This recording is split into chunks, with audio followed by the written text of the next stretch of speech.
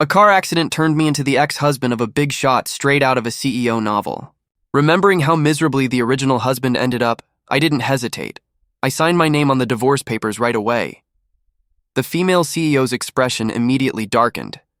"Colin, are you sure about this?" she asked coldly. My heart skipped a beat and I instinctively clutched my wallet. "You must be joking. There's no way I'm giving back a single penny of that sky-high breakup fee." After lying in a hospital bed for 3 days, I finally accepted reality. I had transmigrated. I, Colin, an ordinary college student, had become the villainous ex-husband in a cliché CEO novel. I was now the ex-husband of a female CEO, once riding high on my family's wealth and power, doing whatever I pleased. At the university's opening ceremony, I'd fallen in love with the heroine Alicia at first sight. From that moment on, I pursued her relentlessly, using every trick imaginable to force her into marrying me. Alicia, the typical campus novel heroine, was beautiful, talented, and came from a poor family. Her father was deaf and mute, and her mother suffered from kidney failure. In the end, to raise money for her mother's treatment, she chose to compromise and married me. During our 5-year marriage, Alicia went from an unknown office worker to a rising star in the business world. As for our relationship, it only got worse.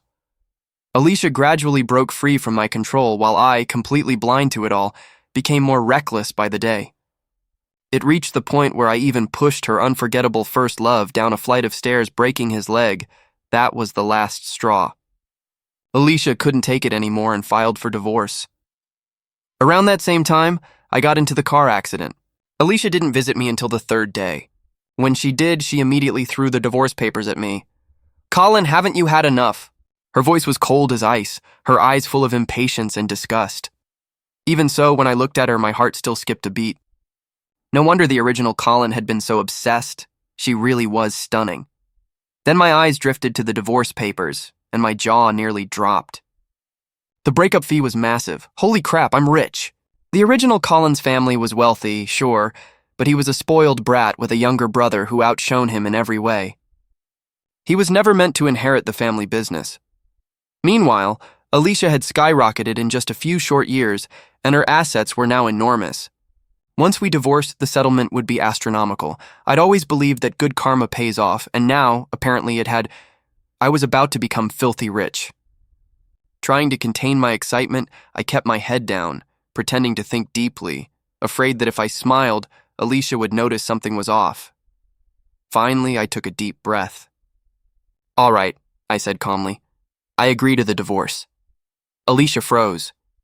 She clearly hadn't expected me to agree so quickly, but opportunities like this don't come twice.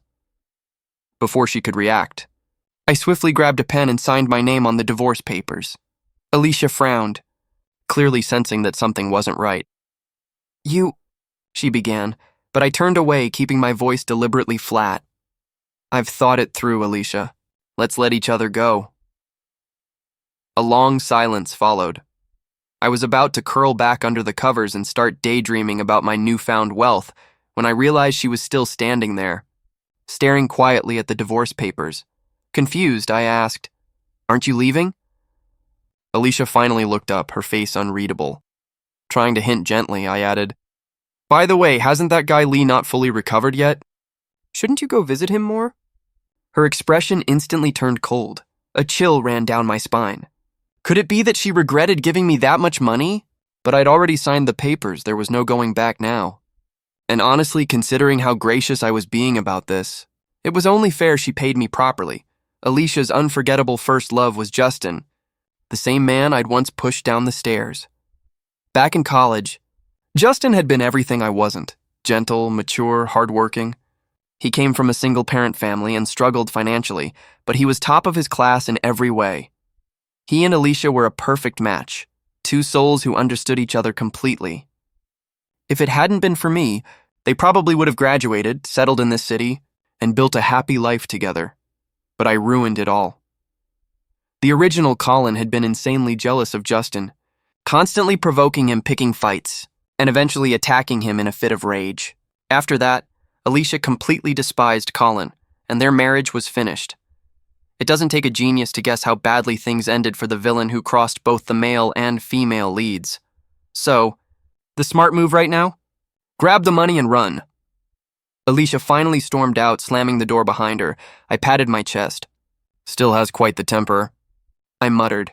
Then I thought about the money again, and my mood instantly lifted. A windfall like this doesn't happen every day.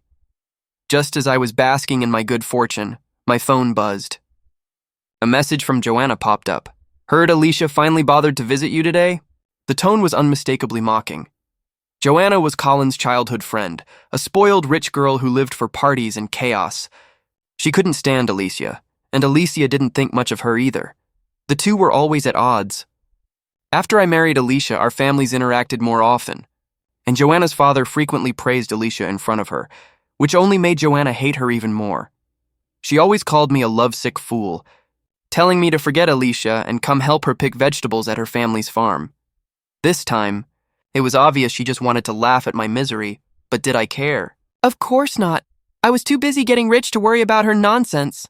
Yep, I replied, snapping a photo of the signed divorce papers and sending it to her. Starting today, your boy's single. Dinner's on you. That's the message I sent Joanna. She immediately called, her first words sharp and exasperated. Are you out of your mind? I winced. Ugh, such a rude way to talk. I'll head to the Civil Affairs Bureau once I'm discharged, I added casually. Thankfully, the car accident hadn't been too serious, just a mild concussion. You got any celebration planned? She asked after a pause. Joanna was quiet for a moment, then let out a laugh. All right then. What's the plan, Kudashao? What kind of celebration are you looking for? Well, I grinned. I heard you recently opened a new bar. A week later, I walked out of the hospital in an expensive suit. Looking sharp and refreshed, Joanna folded her arms and gave me a once-over, smirking. Dressed up like this just to leave the hospital? You've lost it, haven't you? I clicked my tongue. What do you know? Today's a big day. Joanna rolled her eyes and turned to leave, only to bump into Alicia. Alicia's eyes lingered on Joanna for a moment, her gaze icy. You're here! I walked up to Alicia with a grin. Where's the car? Her expression softened slightly. In the parking lot. Let's go! Joanna shot me a look full of irritation, squinting at me. Colin, you're not riding with me? I waved her off. I've got to go to the Civil Affairs Bureau with Alicia to finalize the divorce. Easier to take her car? As I spoke, I motioned to Alicia, who had frozen in place. What are you standing there for? Let's go! Joanna burst out laughing. Of course, can't delay something this important. Alicia's lips curled into a cold sneer. Colin, you're in such a hurry to cut ties with me. Weren't you the one who wanted this divorce? I thought, confused by her tone. I've got other plans tonight, I said honestly. I just want to get this settled quickly so I don't waste your time. Alicia had always been busy, rarely home, always working. I knew it was because she didn't want to see me. And honestly, I didn't want to drag this out either. Going our separate ways and living our own lives sounded perfect. Her face was expressionless as she turned away. The Civil Affairs Bureau wasn't crowded, so we were called up pretty quickly. Just as we were about to go in, Alicia's phone rang. Out of the corner of my eye, I saw the name, Justin. Alicia stepped aside to answer, her voice soft and gentle. Yeah, I'm still out handling something. She never spoke to me like that. This marriage had been forced from the start. 5 years of endless conflict. We could barely sit down for a meal together, let alone talk with that kind of warmth. Are you two coming in or not? The staff called impatiently. I shook my head slightly, feeling a pang of sympathy for the original Colin. In Alicia's heart, he'd never had a place at all. Alicia, I said quietly, can we take care of my business first? Alicia had always put Justin first. No matter how much Colin had argued or begged, it never changed anything. The original Colin had been a fool, thinking he could ever win against Justin. It was hopeless. Only heartbreak awaited him, and for Alicia too. Once she handled this divorce, she'd finally be free to be with the man she truly loved. Alicia hesitated for a moment, then said into the phone, Let Dr. Zhang check on you first. I'll be there soon. 20 minutes later, I held the freshly printed divorce certificate in my hand, tears of joy welling up. It's mine. The massive breakup fee is mine. From today on, I was free, a rich man ready to travel, drink, and enjoy life to the fullest. I turned to Alicia, putting on a sincere smile. Alicia, thank you and goodbye. Thank you for the money and goodbye forever. As I walked out, I immediately spotted Joanna leaning against a bright red Ferrari. Impossible to miss. I strode over cheerfully. Your boy's rich! Time to spend some money. Behind me, Alicia's voice called out softly, hesitant. Colin. I turned around quickly. Anything else? Her lips pressed into a thin line, her emotions unreadable. If this were the original Colin, he'd be trying to analyze her feelings, desperate to know what she was thinking. But me? I couldn't be bothered to keep up the act anymore. No? Then I'm leaving. I quickened my pace. A disposable villain like me? The smartest move was to stay as far away from the main leads as possible. That was the key to happiness. As we drove off in Joanna's car, I glanced in the rearview mirror. Alicia was still standing there amidst the passing crowd, looking oddly lonely. Well, now that I'm gone, she can finally be free, right? Joanna shot me a sideways glance. You feeling regret? What? I grinned. You saved a few of those lovely ladies at your bar for me, right? Joanna stared at me, speechless. I've been worried about you for nothing. I actually thought you were heartbroken, but you're practically glowing with happiness now that you're divorced. Wait, it's that obvious? I flipped down the sun visor and looked at myself in the mirror. Colin was 28 now, so technically I'd aged 10 years overnight. Still, I had to admit, this face was handsome, and most importantly, I had money. She doesn't love me, I said simply. So I'm done loving her too. When the car stopped at a red light, Joanna turned to study me. Her gaze lingered long enough to make my skin crawl. Finally, she spoke, her tone unreadable. That car accident really changed you, huh? My heart skipped a beat. After a moment, I shrugged. Maybe after a near-death experience, people just start seeing things differently. Joanna blinked, then smiled. Fair enough. All right, tonight's bill is on me. 2 hours later, she regretted those words. Her face was dark with frustration. Haven't you had enough? She wasn't talking about the drinks, but the girls in the club. I raised my glass and grinned. Come on, have a drink with me. Joanna. I patted her shoulder and gestured at the group of beautiful women around us. Look at them. Sweet, stunning, and every one of them better than my ex-wife. Honestly, with so many gorgeous women out there and with money and looks to spare, why did the original Colin tie himself to one tree? I chuckled. People get stuck in their heads too easily, Joanna sneered. Finally seeing the light, huh? A slim girl walked over and smiled sweetly. Try this, brother. Sure. I reached for the drink, only for Joanna to snatch it away. No mixing drinks. You just got out of the hospital. I'm not calling an ambulance for you later. She shot the girl a sharp look, and the poor thing immediately paled. I'm sorry, brother. I didn't know. I waved it off with a grin. It's fine. I'm in a good mood today. Then I turned to Joanna teasingly. Honestly, you're something else. Double standards much? You let your boyfriends feed you drinks, but when it's my turn, I'm out of luck. Joanna laughed sharply. How is that the same? Why wouldn't it be? I'm a freshly minted rich guy. I can do whatever I want. Then Joanna suddenly asked, by the way, does your family know about all this? I froze. Crap. I'd completely forgotten about that. Before I could say anything, Joanna gave me a knowing look. I knew it. You're too scared to tell them. It's not that I don't want to tell them, it's that I don't dare. The original Colin didn't exactly have the best relationship with his family. His parents were stubborn and old-fashioned, always favoring his younger brother, while Colin himself was rebellious and impulsive. When he married Alicia, it caused a huge falling out between them.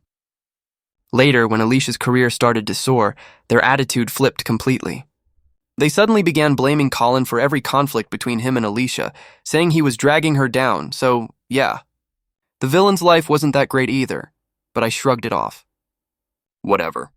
The divorce papers are in my hand. What's there to be afraid of? The days that followed were even better than I'd imagined. First thing I did was ask the butler to pack up all of Alicia's belongings and send them away. This villa had originally been a wedding gift from Colin's parents. But Alicia had never liked living here. Maybe every corner of the place reminded her of the humiliation she'd suffered.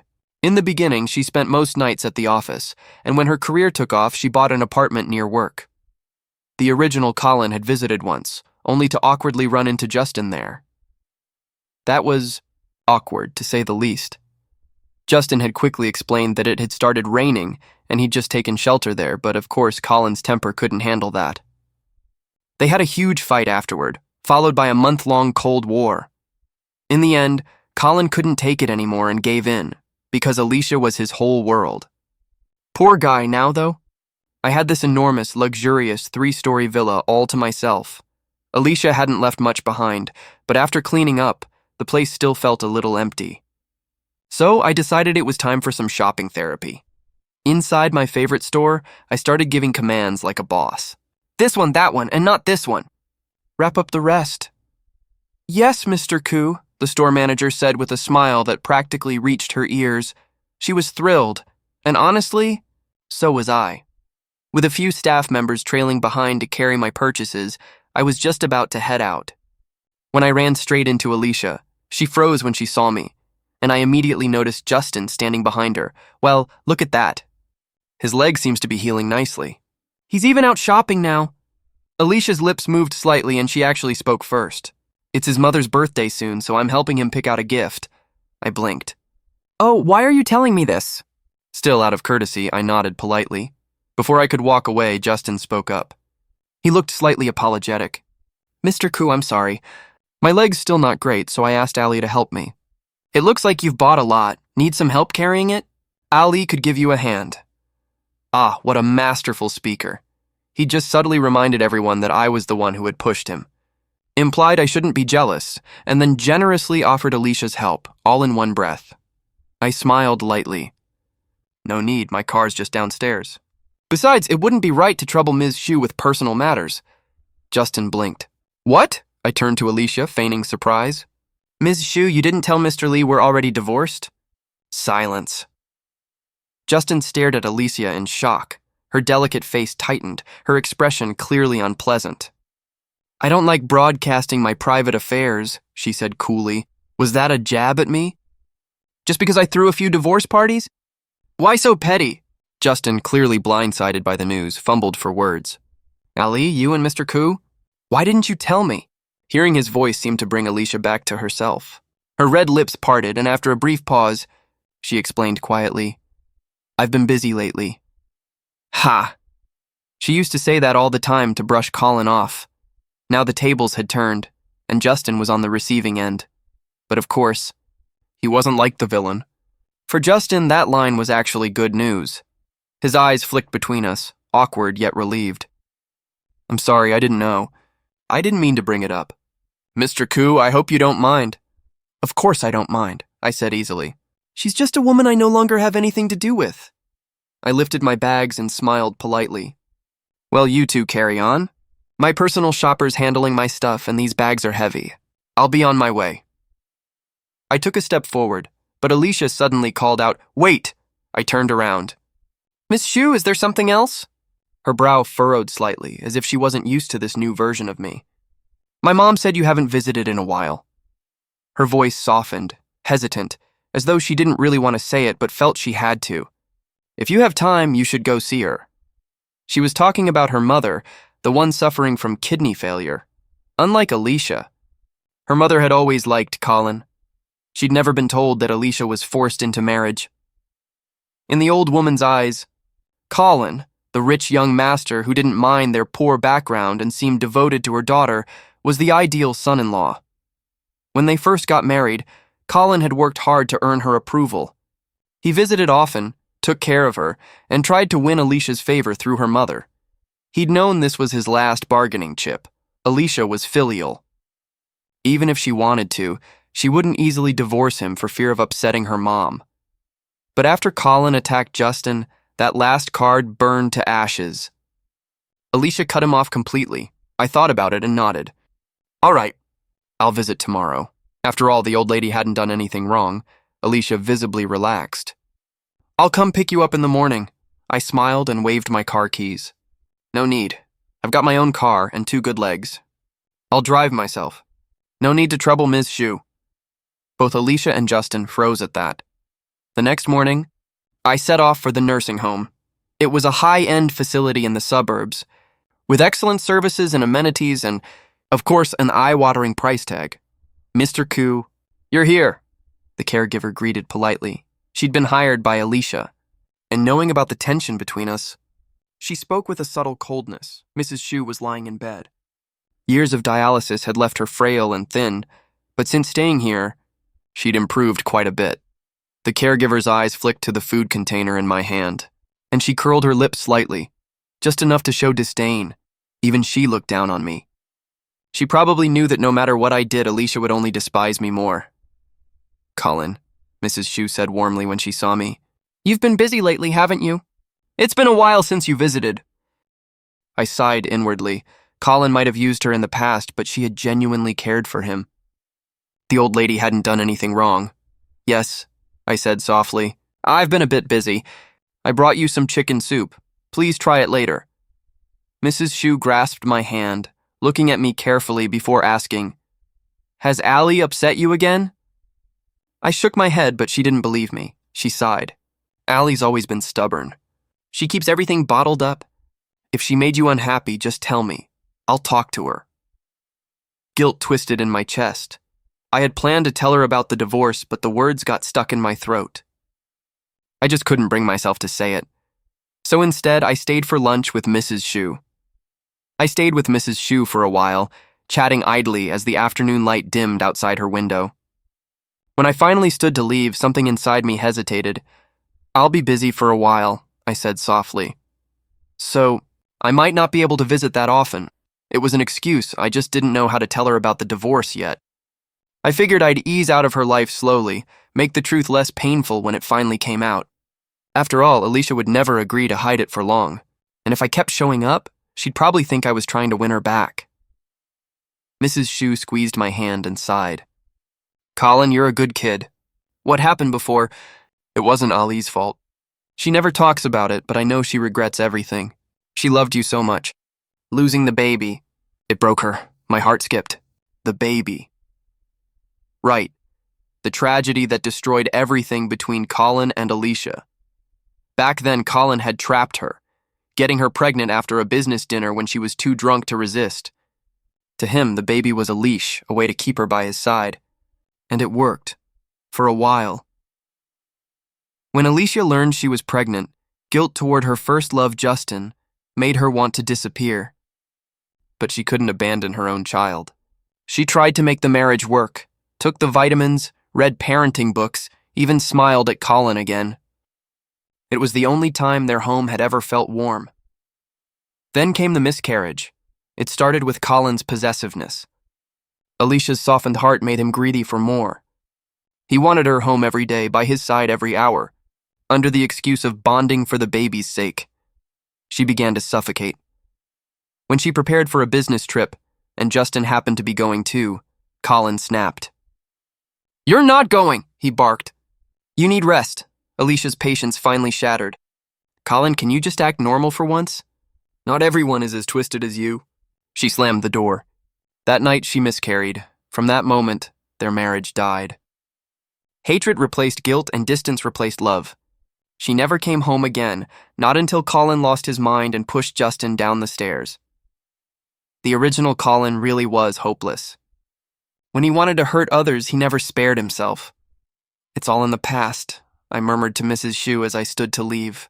The old Colin was gone, and so were his mistakes. But as I walked out of the nursing home, a heavy feeling lingered.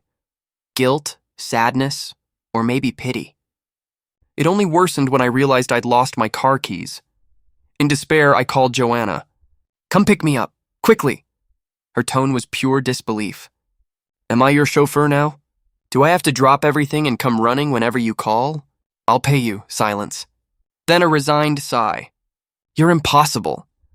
The nursing home was so remote, even cabs avoided it, so Joanna eventually showed up. By the time we got back, the sky had split open, heavy rain pouring like punishment. I let Joanna stay the night in the guest room. It was the least I could do. The next morning, the doorbell rang before sunrise. Half asleep, I stumbled to answer it. Standing in the rain was Alicia. "Alicia?" I blinked. "Why are you—" Before she could speak, footsteps sounded behind me. From the stairs, Joanna's groggy voice called out, "Who is it?" Alicia froze. Her expression shifted, cool, composed, but her eyes burned. "Looks like I'm interrupting," she said tightly. Oh, now you realize? You're my ex-wife, not my keeper. You've been seeing someone else for years? And you're mad because I let a friend crash for one night? I turned to Joanna. It's nothing. Go back to sleep, Joanna smirked. We've got a guest. Wouldn't it be rude if I went back to bed? Colin, why don't you invite her in? I groaned. This woman goes crazy when she doesn't get enough sleep. Turning back to Alicia, I asked flatly, So early, Ms. Shu, what do you need? Alicia's face darkened, but she held her tongue. She wasn't the mistress of this house anymore, not even close. After a pause, she took a key from her pocket and handed it over. You left this at my mom's. She asked me to bring it. Of course, doing her mother's bidding, not her own. Oh, thanks, I said, taking it. You didn't have to trouble yourself. I have a spare. Her lips pressed together. Silence thickened between us. When I finally added, Ms. Shu, anything else? She seemed to shrink a little. No, she whispered. Slam. I closed the door. Joanna was still on the stairs, watching me with arms crossed. Not going back to sleep? I asked. She tilted her head. Just thinking, you're a bit heartless toward your ex-wife. I rolled my eyes. If you don't have anything useful to say, don't say anything. Come on, she teased. Don't tell me you haven't noticed. She rushed here first thing in the morning to return a car key. Her face went sour the second she saw me. She wants to see you, I shrugged. And? Joanna drummed her fingers on the railing. Don't you feel anything? Feel what? Just because she changed her mind, I'm supposed to chase after her again? Her eyes narrowed. So, you really don't care? Oh, I do. I smiled. Joanna straightened a little. Yeah? I feel like I should have divorced her sooner. If I'd known what kind of person she was, I would have moved on long ago. She wasted enough of my time. Joanna stared at me in surprise, then burst into laughter. Well done, Colin, she said, shaking her head. You've finally grown a backbone. Feeling oddly encouraged by Joanna's teasing, I couldn't help firing back. Oh, not at all. I'm still far behind you, I said, smiling. She arched an eyebrow. What's that supposed to mean? You're the real master here, juggling countless relationships and walking away untouched every time. Joanna rolled her eyes. How many times do I have to tell you? I have nothing to do with those men. Of course, I said quickly. You're just living out a novel cliché. The spoiled heiress who flirts her way through life until one day she meets her destined love. Then all her emotional debts get repaid tenfold. She stared at me for a long moment, deadpan. There's no talking sense with an idiot like you. Then she turned over and went right back to sleep. I slept until noon, waking up only because my stomach was screaming for food. When I reached for my phone, a flood of missed calls and unread messages waited for me, all from Colin's parents. Scrolling through them, I quickly pieced together what had happened. They had found out about the divorce. You divorced Alicia? What on earth were you thinking? Do you realize her company's doing amazing right now? We were negotiating a partnership. What are we supposed to do now? You're so selfish! You never think about anyone but yourself. I don't have a son like you. The messages went on like that. Endless, repetitive scolding. I tossed the phone aside and headed downstairs to find something to eat. Damn, I muttered as soon as I reached the kitchen. That smells incredible. The dining table was covered in takeout boxes, a full feast, and Joanna was already halfway through her meal. Joanna, seriously? No conscience at all? Eating all this by yourself? She didn't even look up. What, should I starve for you? Her logic was so airtight I couldn't argue. I grabbed some chopsticks and sat down. The food was perfect. Even her takeout choices were top tier. Between bites, Joanna said casually, By the way, your parents called me too. Said you weren't answering. I reached for a braised rib. Yeah, I know. Her eyes flicked toward my phone. Want me to give you some space? I waved it off. No need. They'll say whatever they want, but it's over. Nothing they can do about it. Right then, the phone rang again. I sighed and picked up. Before I could even say hello, a sharp voice shrieked through the speaker. Colin! You go find Alicia right now. Tell her you made a mistake. Beg her to take you back? Do you hear me? I had to hold the phone away from my ear. Remarry? They were insane. At this rate, being yelled at was still safer than being killed by Alicia herself. Colin, are you listening to me? I'm listening, I said calmly. But it's not happening. Is this how you talk to your parents?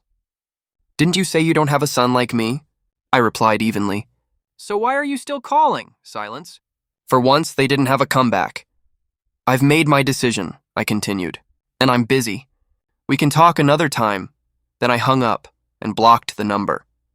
Joanna, who'd witnessed the entire exchange, was staring at me like she was seeing a ghost. She set down her chopsticks and studied me carefully. Well, Colin, first your ex-wife, now your parents. Who's next? Mouth full, I mumbled, where there's oppression, there's resistance. She laughed, leaning forward on one elbow, chin in hand, her red lips curling into a teasing smirk. So, does that mean I'm next? I gave her a thumbs up. At least you're self-aware. She snorted and shook her head. To her, I probably looked like a man who'd finally lost his mind. And maybe she wasn't wrong, but honestly, what else could I do? I wasn't the protagonist of this story, just a side character cleaning up someone else's mess. Without plot armor, survival was the only strategy. Oh, and by the way, I added, help me find a new place. This villa's nice, but I'm tired of uninvited guests. Joanna nodded. Got it. Leave it to me. Say what you want about her. She might party half her life away, but when you needed something done, she delivered. By the next day, she called back. Found one. West side of the city. The owner's moving abroad, desperate to sell. Newly renovated, never lived in. You're getting a bargain. I didn't even hesitate. Perfect. Let's go. That same day, we went to sign the contract. I transferred the payment on the spot and immediately listed my current villa for sale. Soon, movers were swarming the house, carrying boxes up and down the stairs.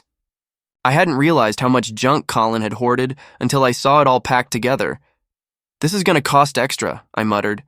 Mr. Koo, what's in this box? It's pretty heavy, one of the movers asked.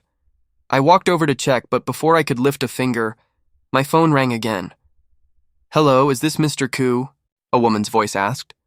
This is the Third People's Hospital. Your wife fainted on the street and was brought here. Can you come right away? I froze. Alicia? Fainted? You must be mistaken, I said quickly. I'm not her husband, there was a pause. But the contact number on her phone, oh, right. Back when she was pregnant, Colin had forced her to save his name as Dear Colin, husband. She must have forgotten to change it after the divorce. How is she? I asked. She likely fainted due to low blood sugar, the nurse said. She's stable for now, but her condition isn't great. It would be best if you… I see, I cut in. But I'm a bit busy at the moment. Why don't you call her boyfriend, Justin? His number should be in her contacts. All right, sir. I hung up, slipped the phone back into my pocket, and looked around. The living room was overflowing with boxes, my old life being dismantled one piece at a time. Just move everything out for now, I told the movers. I'll sort it later. Because right now I had neither the time nor the energy to care about Alicia anymore. The new house was spacious, quiet enough to finally breathe. After handing the unpacking duties to the housekeeper, I spent the afternoon gaming, then checked out a new barbecue spot that had been trending online. The food was phenomenal, smoky, rich, the kind that lingered on your tongue. The vibe was even better. So of course I snapped a few photos, posted them with the caption, check-in, another day of bulking up. Within minutes, the likes poured in.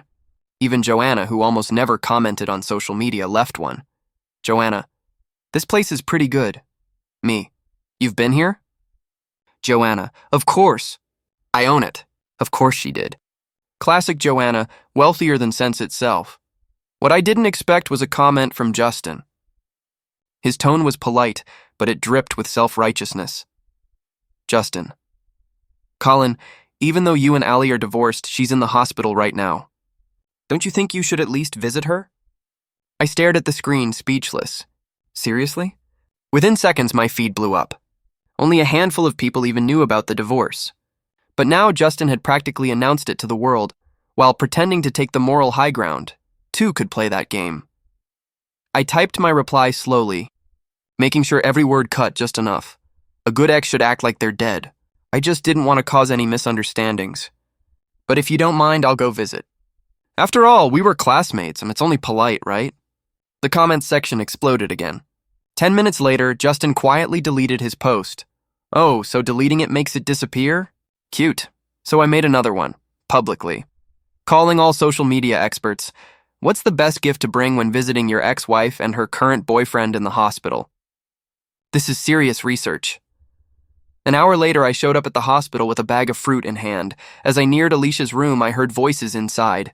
Allie, don't be mad. Justin's tone was pleading. I know I was wrong, but I was only thinking of you. No reply. You passed out. The hospital even called him, and he didn't bother to come. What if something happened to you today? He sounded like a saint comforting a wounded angel. The guilt trip was impressive, I'll give him that. Then finally Alicia's voice, weary, soft. I'm a little tired, Justin. I'd like to be alone for a while. There was a pause, the sound of a chair scraping, and then the door opened.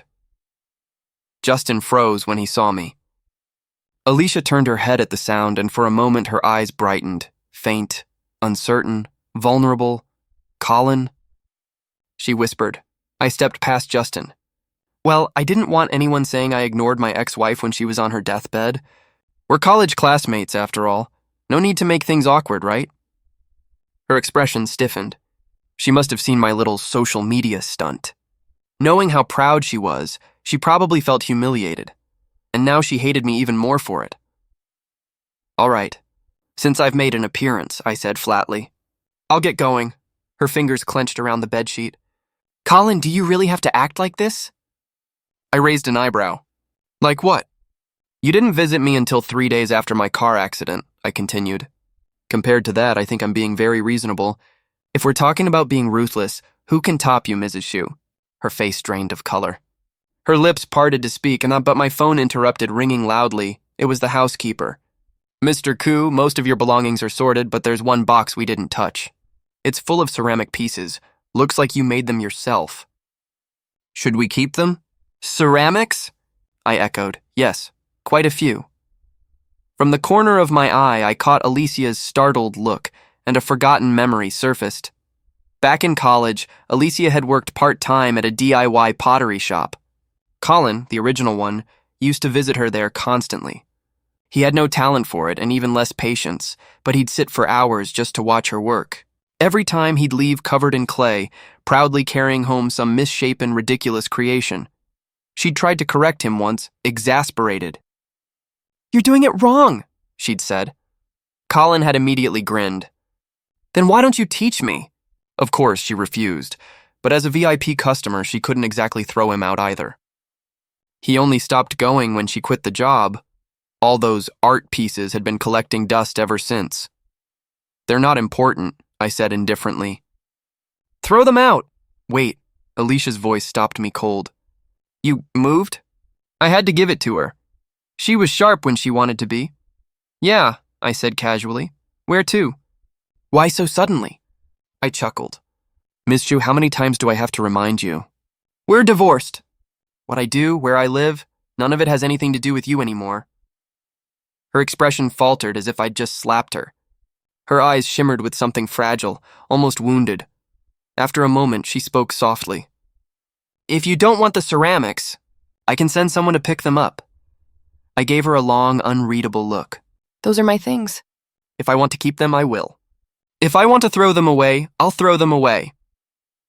The light in her eyes dimmed, flickered once, then went out completely. It was like watching a candle die in the wind. Justin, clearly alarmed, stepped closer. Allie, are you okay? She turned her head slightly, avoiding his hand. He froze mid-gesture, awkward and helpless. I'd had enough. Their drama wasn't my business anymore. I turned to leave, but just as I stepped into the hallway, a voice called out, "Excuse me, sir." I looked up to see a middle-aged woman in a white coat. Her badge read, "Chief Obstetrics Department. Why are you here?" She asked kindly. "Are you feeling unwell?" Caught off guard, I blinked. No. Just visiting a friend," she smiled, relieved. "That's good. But next time you and your wife shouldn't give up so easily. You're both at a good age to try again." I froze. What? Those two sentences hit like a thunderclap. Give up? Try again? What was she talking about? Alicia had miscarried, hadn't she? A dizzying thought struck me. That night when Colin arrived at the hospital, Alicia had already been wheeled out of surgery. Justin had been sitting by her side. Allie, what are you doing? Justin's voice suddenly cut through my spiraling thoughts, pulling me back to the present. I turned around just in time to see Alicia pulling out her IV and shoving Justin aside. She rushed toward us, eyes wide and tense, blocking the doctor's way. "Doctor," she said sharply, her voice trembling, "this is a private matter between my husband and me. It has nothing to do with you." A chill ran down my spine. For the first time, the face I'd known for years, the one that had once been so familiar, felt like that of a complete stranger. "Alicia," I said quietly, staring straight at her. "What do you mean by that?" The doctor frowned, confused. "You didn't know? Your wife told us that both of you were too focused on your careers, that you didn't want children yet. So she chose to have an abortion. You're saying you weren't aware?" Her words hit me like thunder. I couldn't even remember how I got home after that. When I finally came back to my senses, I was sitting alone in my study. My mind was blank. The news kept replaying in my head like a broken record. How could this be? In the novel, it said Colin's jealousy had caused Alicia's miscarriage, that his anger and recklessness had killed their child. But if that wasn't true, then what else had been wrong? For some reason, my chest hurt. A dull ache that grew stronger the more I thought about it. Maybe it wasn't even my pain. Maybe it was his. Trying to distract myself, I began rummaging through the boxes the housekeeper had unpacked earlier. At the bottom of one, I found a dusty college album. It looked old, the corners slightly yellowed. I opened it. The first photo showed a young man in a green military training uniform, smiling brightly under the sun. Behind him stood a girl on the stage. Even from afar, it was unmistakably Alicia. Below the photo, a few lines were written in small, neat handwriting. "On the first day of training, a girl fainted next to me. I carried her to the infirmary. She was so light. I didn't expect to see her again today, giving the freshman speech. Turns out her name is Alicia. Pretending to take selfies just to sneak pictures of someone you like. Classic move." I couldn't help but smile faintly. So that's when he first fell for her. So ordinary, so innocent. Love at first sight. Page after page, it was all about her.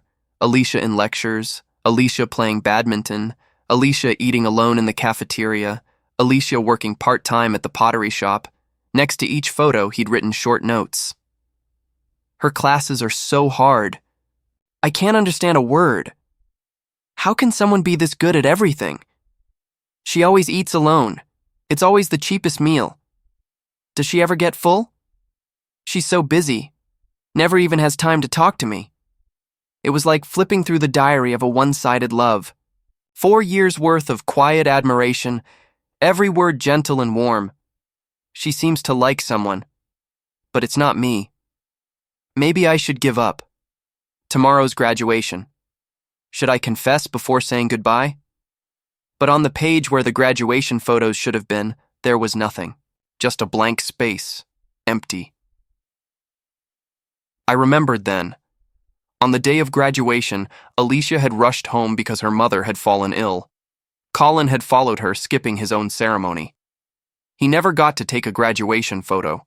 For some reason, that small detail felt unbearably heavy. I kept turning the pages, but my hands were trembling. Then I saw it. A photo no bigger than a passport picture. Their marriage certificate photo. Colin was smiling, a small, hopeful smile. He leaned slightly toward Alicia, whose expression was calm and distant. No warmth, no joy, just indifference against the bright red background. They never even had a wedding photo. Alicia's mother was in the hospital at the time, so they registered quietly. No ceremony, no guests, just a legal formality. I had expected a flood of words from Colin on this page. Something about how happy he was, how long he had waited. But there was nothing, not a single word. 5 years of unrequited love, 5 years of marriage, and this was the only photo they had together. I flipped further. No more pictures. Only scattered sentences remained, small, lonely fragments of his thoughts. She's been working late every night. I know she's exhausted. I made her favorite sweet and sour ribs, but she came home drunk and passed out. She bought a new apartment near her office. That man, why is he there too? I know she'll never love me like she loves him, but I still want a child. Is that too much to ask? I went to the nursing home again today, ran into Joanna. She told me I was being an idiot. Maybe she's right. I was ready to let go, but that night she kissed me back. I think she's pregnant. My throat tightened. Those 2 months, they were the happiest time in Colin's life. Even if he knew her gentleness came only because of the baby, he didn't care.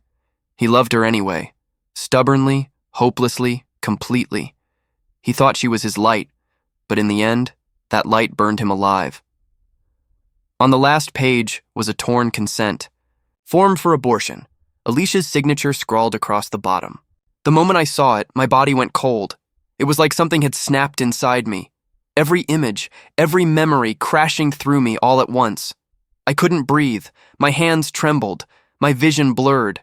1,000 voices screamed inside my head, overlapping, echoing, suffocating. And then, at last, I understood. I hadn't transmigrated. I am Colin. The sudden ring of my phone shattered the silence. It was Joanna. I answered without thinking. "Did you go to the hospital to see Alicia today?" she asked, her tone sharp as ever. I froze. Her flight had been in the afternoon. There's no way she could have known what happened so soon. Even though I'd posted on social media, I hadn't mentioned any details. "How did you know?" I asked quietly. "Yes," I admitted, not bothering to deny it. Joanna was quiet for a beat. "Alicia called me," she said at last, her tone careful.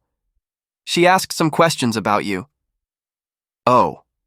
I nodded, keeping my voice neutral. "I see." Something in my tone must have tipped her off, because she hesitated before changing the subject. "It's late. You're still awake?" I was about to reply when the doorbell rang. Glancing toward the foyer, I frowned. Who would show up at this hour? When I opened the door, I froze. It was Alicia. I ended the call without another word to Joanna and looked at the woman standing before me. The sky outside was pitch black, the streetlight behind her casting a dim halo that split her face between shadow and light. "What do you want?" I asked quietly. Her lips trembled. I came to apologize. It had been 3 hours since I left the hospital. 3 hours of silence. And now she came to say sorry? "No need," I replied flatly. "It's all in the past. Too late for apologies." Alicia's face went pale. "Colin, please, just listen. I can explain. That day I was impulsive. I didn't think..." "Impulsive?" I cut her off softly. "Or premeditated. Carrying my child must have been unbearable for you, wasn't it?" She froze, guilt flickering in her eyes. After a long pause, she whispered, "At first, I really didn't want the baby. But as time went on, as it grew inside me, I started to change my mind." I really did. I was just confused that day. I regret it now. Regret? I let out a low laugh. Isn't it too late for that? Her shoulders shook. She looked at me helplessly, eyes glistening. "You wanted me to believe it was my fault," I continued quietly, "that my jealousy made you lose the baby so I'd carry that guilt forever. You thought that if I blamed myself, I'd never bring it up again. And you'd finally be free. Isn't that right?" Alicia's lips parted, but no words came. I could see it, the disbelief in her eyes. Maybe even she hadn't realized that was what she'd done. "But tell me," I asked, my voice low, "why did you suddenly go after Justin that day?" Her gaze faltered. "That was between us." "Why are you..."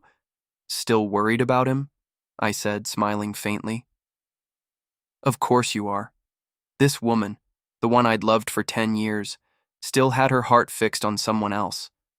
There's no reason left to fight anymore," I said softly. "The child's gone.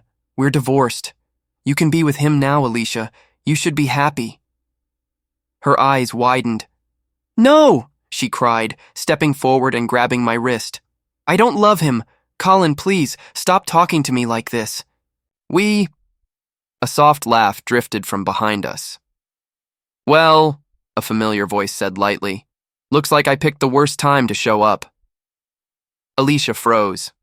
I turned and saw Joanna standing a few steps away, a cool breeze stirring her hair. She was supposed to be out of town, and yet here she was. She tucked a loose strand behind her ear and looked straight at Alicia, her expression calm but cold. "Alicia," she said evenly, "didn't I tell you that since you were the one who wanted the divorce, you shouldn't come back and bother him?" Alicia's jaw tightened. "My relationship with Colin is none of your business." Joanna arched a brow, stepped closer, and slipped her arm through mine. Casual, confident, deliberate. My heart skipped a beat. "Colin," she said, glancing up at me with that half-smile of hers, both teasing and tender, "are you planning to take her back?" My thoughts were a mess. "No such plans," I muttered. "But why are you back so suddenly?" She tilted her chin. "If I hadn't come, would I have to watch her harass you from miles away?" Alicia's eyes reddened as she stared at the way Joanna's hand rested on my arm. "Joanna, don't act so noble," she said bitterly. "You know exactly what your intentions are." Joanna's smile deepened. "Oh? Then why don't you tell me what they are?" Alicia stayed silent, her lips pressed tightly together. Joanna shrugged. "Fine, I'll say it for you. I've been waiting for you two to get divorced so I could chase him openly. Opportunities like this don't come often. I'd be a fool to waste it." The words fell like stones in the quiet night. Even I felt my chest tighten. She stepped closer to Alicia, voice soft but cutting. "If you had even a shred of decency, you wouldn't have come here tonight. Do you really think someone will keep forgiving you forever? That he'll always wait?" Alicia swayed, her face drained of color. I didn't mean to. I told you already," Joanna snapped, her patience gone. "He's finally ready to move on, to start a new life. Why would you drag him back into the past?" I turned to look at her then. Really look. Something about her words felt off, like she knew more than she was letting on. But Joanna only said, "You should leave. Don't come back again." Alicia stood frozen, eyes glassy and lost. I sighed. "You came here to ask 2 questions, and I've answered them. From now on, we have nothing to do with each other." I turned to go. Behind me came a dull thud. When I looked back, Alicia was on her knees, her face pale, her hands trembling. "Colin," her voice cracked. "I know it's my fault. Everything was my fault. Please, just give me one more chance. Let's start over, okay?" Joanna froze beside me. For once, the usual confidence on her face flickered away, replaced by something raw, nerves, maybe even fear. Her hand at her side clenched tightly. Her eyes, usually so bright and playful, now only searched mine. Alicia was waiting for my answer. And so was Joanna. I exhaled slowly and looked down at Alicia. "Alicia," I said quietly, "for 5 years, I was never the man you wanted. I wasn't Justin. I wasn't the one who could make you happy. I was just the man who kept getting in your way." Her face turned ghost white. "I thought if I gave you everything, if I tried hard enough, I could have all of you," I continued. "But I was wrong. You told me once that this marriage was forced, that if it hadn't been for your mother's illness, you never would have married me. Isn't that what you said before the accident?" Alicia's eyes widened, panic flashing across her face. "I only said that out of anger that day. I didn't mean it, Colin, I swear." Her words broke off because I was already smiling. A small, tired smile. "That's when I realized how pathetic I was," I said softly. "After losing the baby, I started to think maybe I should let you go. Maybe a man like me never deserved you." I looked past her, remembering that day. So when Justin asked to meet, I agreed. I wanted to end things cleanly, man to man. But before I could even speak, he handed me a document. I could still hear his mocking tone echoing in my head. "Colin, did you really think having a baby would make Allie love you? I was there when you called her. I told her to listen to you, to stay home. But you know what she said? She said you were trying to trap her, that it was exhausting. You've loved her since freshman year, right? Because she fainted during training and you carried her?" Cute story. but falling in love from that one little moment and expecting her to stay with you forever. Don't you think that's pathetic? Allie is sick of you, Colin. The thought of carrying your child disgusts her. Every word of his had cut deeper than a knife. And now, standing there under the night sky, I could feel those same wounds reopen, raw and bleeding all over again. I never expected Justin to throw himself down the stairs on purpose, nor did I expect Alicia to show up right at that moment. She didn't even bother to hear me out. She just cried beside him, her entire world revolving around Justin, not sparing me even a single glance. Later, when she finally came to see me, I wanted to confront her about the baby, but her words crushed me before I could even start. Colin, how long are you going to keep this up? Do you realize how much you disgust me from head to toe? That day, I wandered the streets aimlessly, her words echoing endlessly in my head. Am I really that selfish? That extreme? That detestable? I kept asking myself that question, until the moment a car hit me and everything went dark. When I opened my eyes, I had become another version of myself, a version seen through Alicia's eyes. In this new world she had shaped, I was a mad, selfish, obsessive man. And most importantly, I no longer loved her. I stared into Alicia's tear-filled eyes and said quietly, "But Alicia, in this world I don't love you anymore. It was my love that put you on a pedestal, but you were never worthy of it." When I woke up the next morning, sunlight was already spilling across the floor. A warm, savory smell drifted from the kitchen, and when I followed it, I froze. Joanna was cooking. "Miss Chan," I said, genuinely surprised. "What's the occasion today? Why such a grand gesture?" She tilted her head toward the garden. "It's the day someone annoying finally left," I blinked. Alicia had knelt outside all night, but I hadn't gone to see her. Instead, I dragged Joanna, who still wanted to argue, back inside, shut the door, and went to bed. Of course, we slept in separate rooms. Later, I sat at the table, biting into the toast and eggs she'd made. I mused. This might be the first time Miss Chan has failed at cooking. Joanna rushed over, trying to snatch the toast away. "Is it burnt?" "Don't eat it, I'll make another one." I dodged her. "No need. It'd be a waste to throw it out." "It's still edible," she squinted at me. "Really?" I held up the toast. "Want to try it yourself?" Just as she leaned in for a bite, I tilted forward and kissed the corner of her lips. She froze. Her ears turned crimson. "Colin!" she stammered. I grinned, satisfied, and pinched her cheek. I heard you. Why are you yelling so loud? You're even louder than when you confessed yesterday." She went quiet for a moment before suddenly throwing herself into my arms, whispering, "I thought you'd forgotten everything. After the accident, when you couldn't remember much, I really thought I'd be stuck taking care of a fool forever." I ruffled her hair gently. "How could I forget? Even if I forgot myself, I'd never forget you. Even when I didn't recognize myself, I never once doubted her." I trusted Joanna completely. She looked up, smiling in satisfaction. "Finally using your brain for once. Guess all my years of waiting weren't in vain." Something tugged at my chest. "Joanna," I asked softly, "how could you be even more foolish than me? Why did you fall for someone like me?" She puffed up proudly. "Because I have great taste. I knew I was waiting for someone worth waiting for," I laughed. "Yeah, you're the best. Lately I keep running into a boy. He's everywhere. At school, on the badminton court, even at my part-time job. At first, I thought it was just coincidence.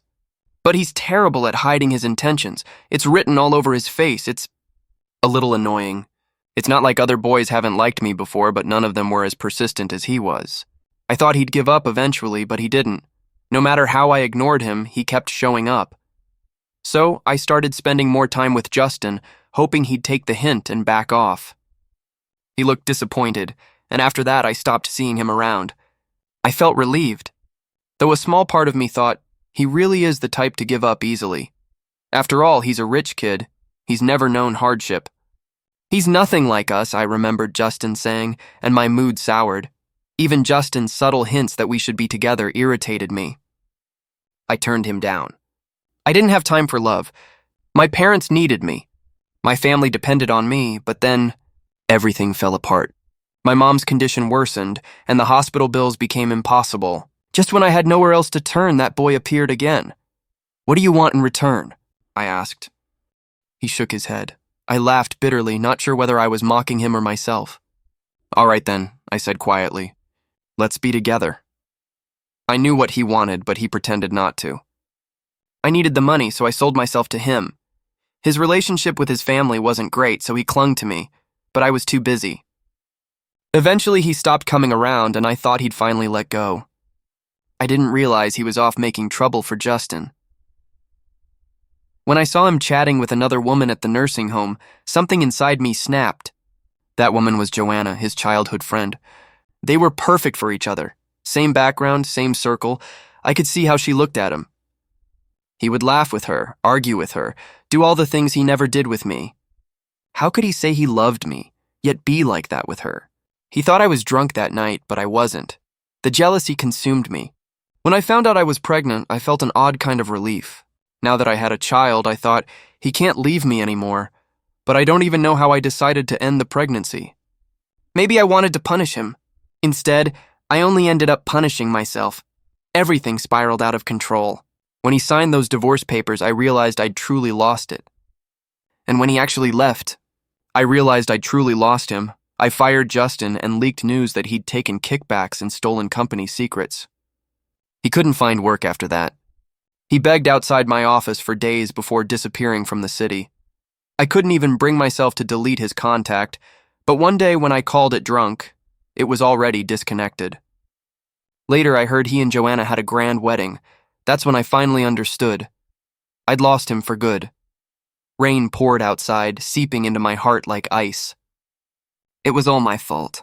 I lost him and I lost myself. I'm sorry. Next time, please don't meet me again. The next time I saw Alicia was 3 years later. Mom's not doing well. She wants to see you. I barely recognized the woman in front of me. Once beautiful and elegant, Alicia now looked gaunt and exhausted, aged by 10 years in just 3. She'd apparently gone through several old classmates trying to track me down before finally finding me. Though everything between us was long over, I couldn't ignore her mother's condition, so I nodded. All right, but I have something to do later, so I can't stay long. Alicia's dull eyes suddenly brightened. No problem. It's already amazing that you're willing to come, she said, voice trembling with gratitude. I called home to let them know, then went with her. To my surprise, her mother wasn't at a nursing home anymore. The car stopped in front of a rundown apartment. I'd heard things had fallen apart between Alicia and Justin. Out of spite, he joined one of her rival companies, pushing her to the brink. Her company went bankrupt, she fell into debt, and had to borrow from classmates. Now she lived here, barely making ends meet. When we reached the door, Alicia hesitated, hand trembling on the knob. After a long pause, she took a deep breath and pushed it open. Her mother lay in bed, frail, skeletal. Mom, Alicia said softly. Mrs. Xu turned her head away, eyes closed. Alicia moved closer. Mom, Colin came to see you. At the mention of my name, Mrs. Xu trembled and slowly looked up. Mrs. Xu, I greeted politely. Tears welled in her eyes, spilling over her thin hands. Alicia tried to wipe them away, but her mother pushed her aside. Get out. I have no daughter like you. Alicia stumbled and fell, eyes full of tears. I stood awkwardly, unsure what had caused such bitterness. Mrs. Xu, please don't get upset. But she only cried harder. I know everything now. Colin, it was Allie who wronged you. Our family wronged you. I stood silent for a moment, then said quietly, It's all in the past. Everyone has their own life now. We should move forward. She trembled, turning away to weep. Colin, you're a good boy. You shouldn't come here again. When Alicia walked me downstairs, her eyes were red. There's no need to see me off, I said. Take care of your mother, she gave a bitter smile. Ever since she found out about the divorce, she hasn't spoken to me. She looks at me and just gets angrier. I wasn't interested in hearing more. I grabbed my car keys. Colin, she said suddenly, are you in a hurry? Maybe we could have lunch or tea, I nodded. Yeah, I've got to pick up Lara from school. She froze, color draining from her face. What? Oh, I forgot to tell you, I said, smiling faintly. Lara, my daughter. You haven't met her. She has her mother's eyes, but my nose and mouth. She's beautiful. Alicia's lips trembled. She slowly sat down on the sofa, covering her face, and began to sob quietly. I didn't look back. As I closed the door, I heard her break down completely, weeping without restraint. I walked straight to my car and drove to the kindergarten. Daddy! A soft, sweet little voice called out as a small figure ran into my arms, I lifted her up, spinning her gently. Let's go, baby. Mommy's cooking something special tonight, she pouted, her tiny nose wrinkling. Daddy, I want to eat your cooking. I laughed and tapped her nose. All right. The part of me that was once missing had long since been filled with love. The past, it's gone, like smoke in the wind.